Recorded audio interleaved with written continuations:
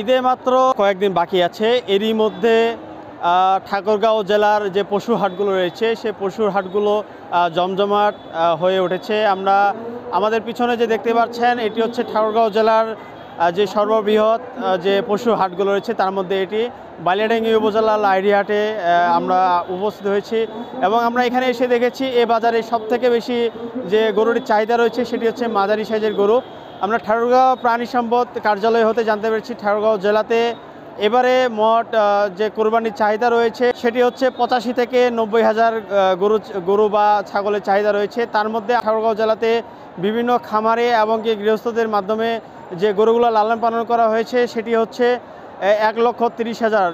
তার মধ্যে আমরা জানতে পারছি যে 85 থেকে 90 হাজার যে লক্ষ্যমাত্রার চাহিদা রয়েছে আমাদের ঠাকুরগাঁও জেলাতে, সেগুলো চাহিদা পূরণ করার পাশাপাশি আমাদের এই যে গরুগুলো আছে বিভিন্ন জায়গায় কিন্তু কোরবানির জন্য এই গরুগুলো প্রেরণ করা যাবে। আমরা খামারিদের সাথে কথা বলে জানতে পারছি যে খামারিরা বলছে যে গত বছরের তুলনায় এবছর একটু গোখাদ্যের দাম বেশি বৃদ্ধি পাওয়ার কারণে এই প্রভাব পড়বে এই পশু হাটগুলোতে। তারা খামার পরিচালনা করে একটু হিমশিম খাচ্ছে এবং কি তাদের যে কাঙ্ক্ষিত লাভ লোকসানের হিসাব কিন্তু তারা মিলাতে পারছে না।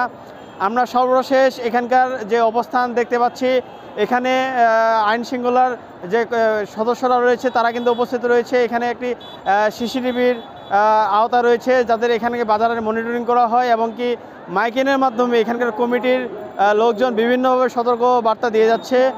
এর আগে আমরা যেটি লক্ষ্য করছি যে এই বাজারে কিন্তু বিভিন্ন ধরনের যে ব্যবস্থা রয়েছে তারা হচ্ছে একটু ক্রেতা বিক্রেতাদের মধ্যে বলছে, একটু অভিযোগ করছে যে এই বাজারে ব্যবস্থা অনেক ছোট হওয়ার কারণে এই বাজারটি যে কাঙ্ক্ষিত গরুগুলো নিয়ে আসায় একটু সমস্যা হচ্ছে এবং কি এখানের চলাচল ব্যবস্থায় একটু সমস্যা আছে। তার মধ্যে যে গরুগুলো এই হাটের মধ্যে জায়গা না পেয়ে কিন্তু সাইডে রাস্তার পাশে এই গরুগুলোকে নিয়ে ক্রেতা বিক্রেতাদের মধ্যে ক্রয় বা বিক্রয় হচ্ছে।